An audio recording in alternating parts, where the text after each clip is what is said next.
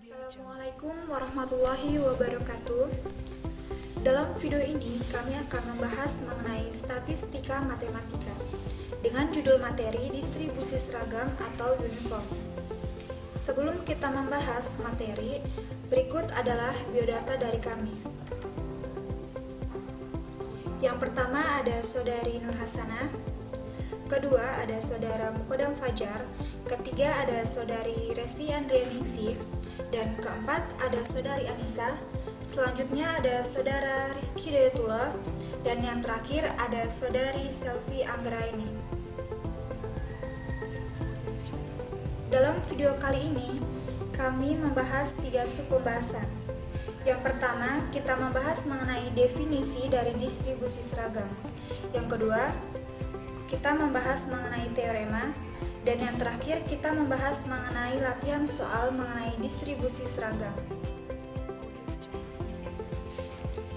Baiklah, pertama kita akan membahas mengenai definisi distribusi seragam.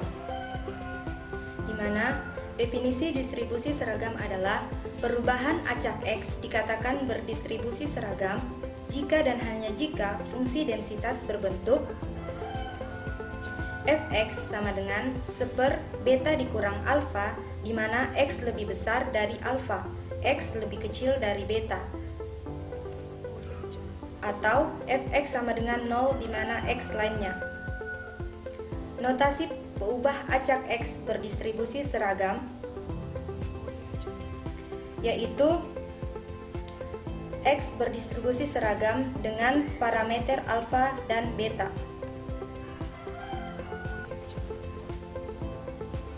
Selanjutnya, saya akan menjelaskan terkait teorema distribusi seragam sebagai berikut.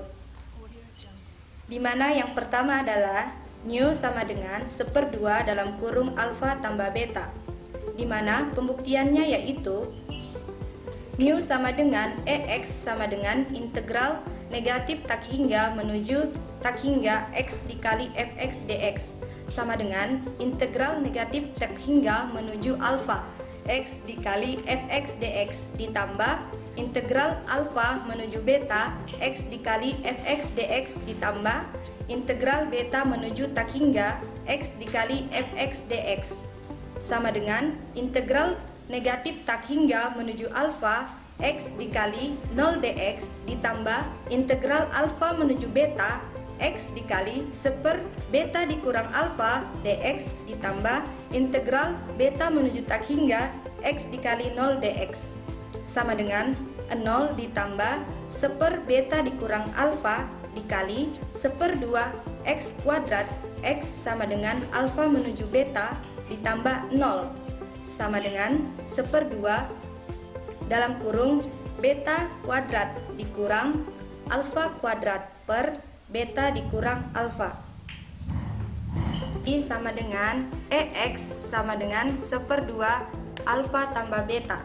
Di sini kita bisa lihat bahwa teoremanya itu terbukti.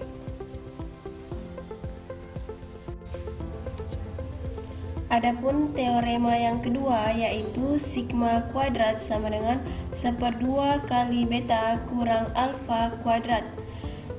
Nah, di sini pembuktiannya yaitu berdasarkan definisi varians, maka varian X sama dengan E kali X kuadrat kurang E kali X yang dikuadratkan dengan E kali X kuadrat sama dengan integral min tak hingga menuju tak hingga X kuadrat dikali Fx dx sama dengan integral min tak hingga menuju alfa X kuadrat dikali Fx dx ditambah integral alfa menuju beta X kuadrat dikali Fx dx ditambah integral beta menuju tak hingga X kuadrat dikali Fx dx.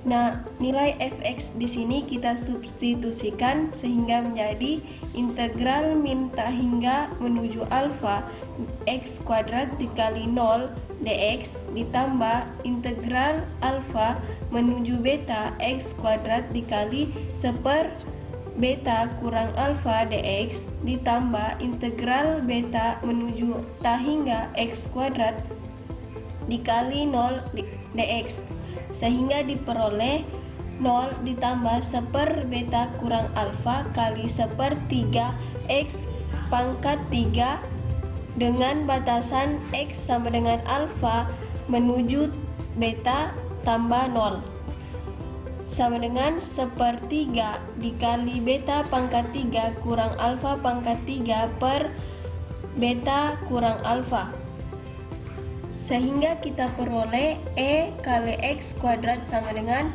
1/3 dikali beta kuadrat kurang alfa kali beta ditambah alfa kuadrat.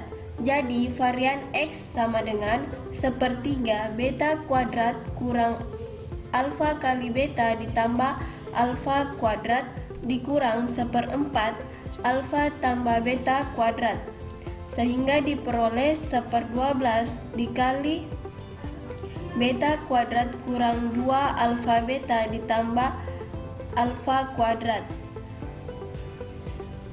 sama dengan 1/12 kali beta kurang alfa kuadrat, sehingga teorema yang kedua ini terbukti. Selanjutnya yaitu teorema yang ketiga, di mana teoremanya yaitu mx kali t sama dengan e pangkat beta kali t kurang e pangkat alfa kali t per t kali beta kurang alfa, di mana t tidak sama dengan 0, atau mx t sama dengan 1, di mana t sama dengan 0. Adapun pembuktiannya yaitu berdasarkan definisi fungsi pembangkit momen kontinu, maka mx kali t sama dengan integral min ta hingga menuju ta hingga e pangkat tx kali fx dx sama dengan integral ta hingga menuju alfa kali e pangkat tx fx dx ditambah integral alfa menuju beta e pangkat tx fx dx ditambah integral beta menuju ta hingga e pangkat tx kali fx dx.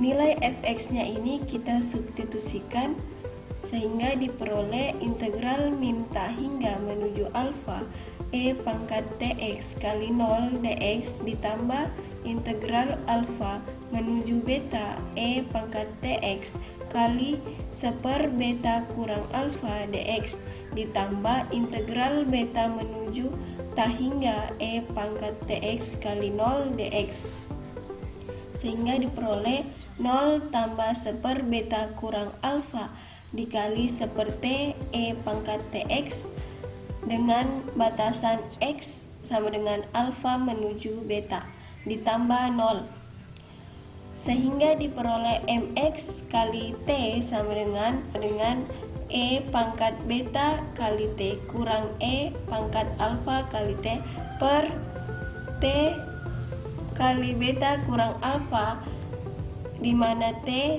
tidak sama dengan 0. Untuk t sama dengan 0 digunakan dalil L'Hospital, yaitu limit t sama dengan 0 mx kali t sama dengan limit t menuju 0 e pangkat beta kali t kurang e pangkat alfa kali t per t kali beta kurang alfa sama dengan limit t menuju 0 beta dikali e pangkat beta kali t kurang alfa kali e pangkat alfa kali t di per t kali alfa kurang di per t kali beta kurang alfa, sehingga diperoleh beta kurang alfa per beta kurang alfa. Limit t menuju 0 mx tx sama dengan 1. Jadi mx kali t sama dengan e pangkat beta kali t kurang e pangkat alfa kali t per t kali alfa di per t T kali beta kurang alfa di mana T tidak sama dengan 0, atau MX kali T sama dengan 1 di mana T sama dengan 0, sehingga teorema ini terbukti.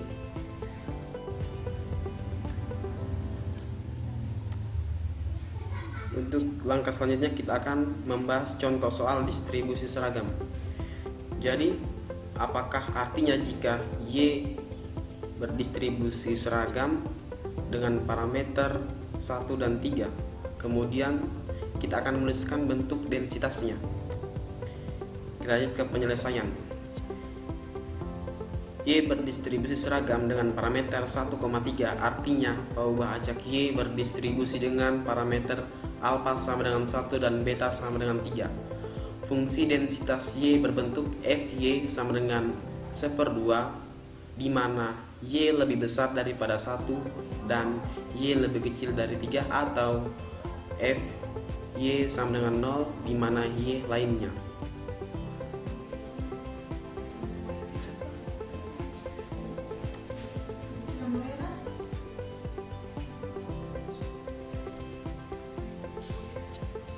Kemudian contoh soal yang kedua.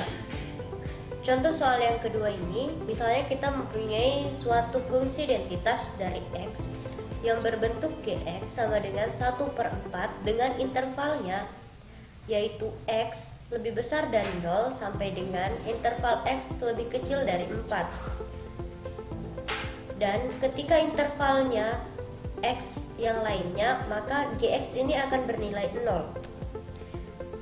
Sehingga dari persoalan itu kita diharuskan untuk menghitung peluang ketika interval X lebih besar dari 1 sampai dengan X lebih kecil dari 3, dan juga kita diharuskan untuk menghitung peluang ketika intervalnya X lebih besar dari 2.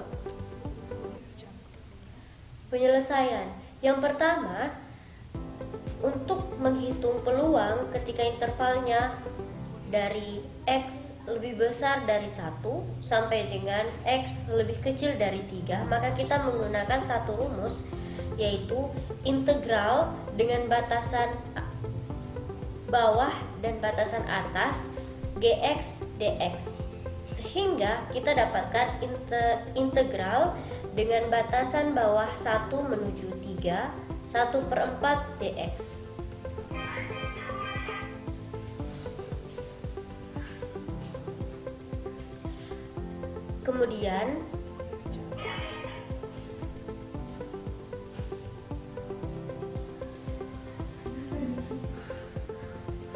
Kemudian kita integralkan sehingga kita peroleh 1/4 X dengan batasan X sama dengan 1 menuju 3.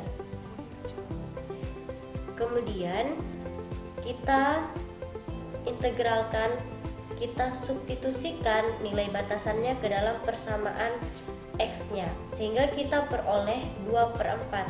Nah, nilai 2/4 ini akan kita sederhanakan sehingga kita dapatkan peluang ketika interval X lebih besar dari 1 sampai dengan X lebih kecil dari 3, yaitu 1/2.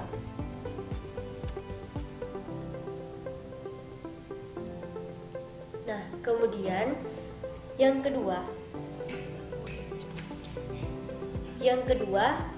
ketika kita diharuskan untuk menghitung peluang ketika intervalnya yaitu X lebih besar dari 2, maka kita harus menghitung terlebih dahulu nilai-nilai dari 3 interval. Nah, interval yang pertama yaitu X lebih kecil dari 0, yang kedua X lebih besar sama dengan 0 sampai dengan X lebih kecil dari 4, dan yang ketiga yaitu interval X lebih besar sama dengan 4. Nah, untuk yang pertama, ketika intervalnya X lebih kecil dari 0, maka Gx itu sama dengan 0. Mengapa? Karena dari persoalan telah dijelaskan bahwa untuk nilai interval X yang lainnya, maka Gx akan bernilai 0. Nah, yang kedua, untuk interval X lebih besar sama dengan 0 sampai dengan X lebih besar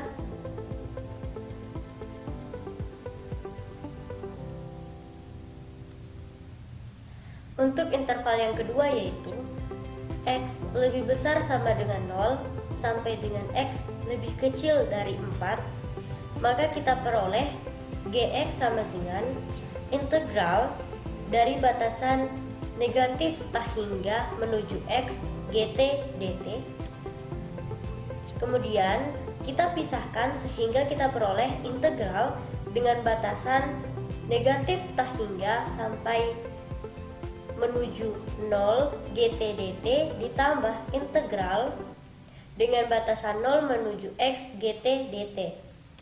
Kemudian kita substitusikan integral dari batasan minus tak hingga menuju 0 dt ditambah integral dari batasan 0 menuju X 1/4 dt. Sehingga kita peroleh, setelah kita integralkan, maka kita peroleh 0 ditambah 1/4 T dengan batasan T sama dengan 1 menuju X. Nah, sehingga kita peroleh nilai Gx-nya adalah 1/4 X. Ketiga, untuk interval X lebih besar sama dengan 4.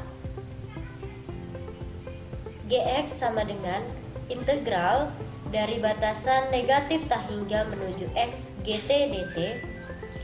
Kemudian kita pisahkan sehingga kita peroleh integral dengan batasan minus tak hingga menuju 0 gt dt ditambah integral dengan batasan 0 menuju 4 gt dt ditambah integral dengan batasan 4 menuju tak hingga gt dt.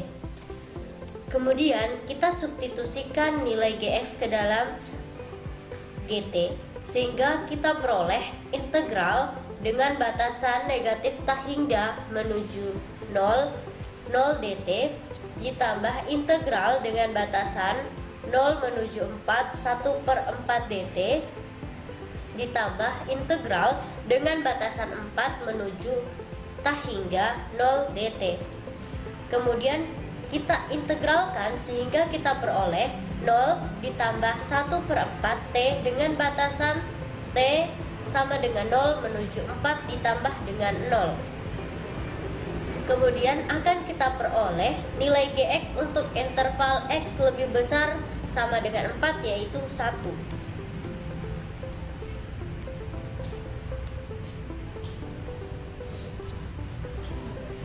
Nah, kemudian kita harus menuliskan kembali nilai-nilai Gx yang kita peroleh. Nah, pertama, Gx akan bernilai 0 ketika intervalnya X lebih kecil dari 0. Dan yang kedua, nilai Gx sama dengan 1/4 X ketika intervalnya X lebih besar sama dengan 0 sampai X lebih kecil dari 4. Dan yang ketiga, nilai Gx akan bernilai 1 ketika intervalnya yaitu X lebih besar sama dengan 4. Kemudian dari persoalan yang B tadi, yang mau kita cari adalah berapa nilai peluang ketika intervalnya X lebih besar dari 2. Maka kita harus memasukkan rumus yaitu 1 dikurang nilai peluang dengan interval X kurang dari sama dengan 2. Kemudian akan kita peroleh yaitu 1 dikurang G2. Kemudian kita substitusikan nilai Gx ke dalam G sehingga kita peroleh 1 dikurang 1/4 dikali 2 sehingga kita peroleh 2/4. Nah, 2/4 ini akan kita sederhanakan sehingga kita peroleh nilai peluang dengan interval X lebih besar dari 2 yaitu 1/2.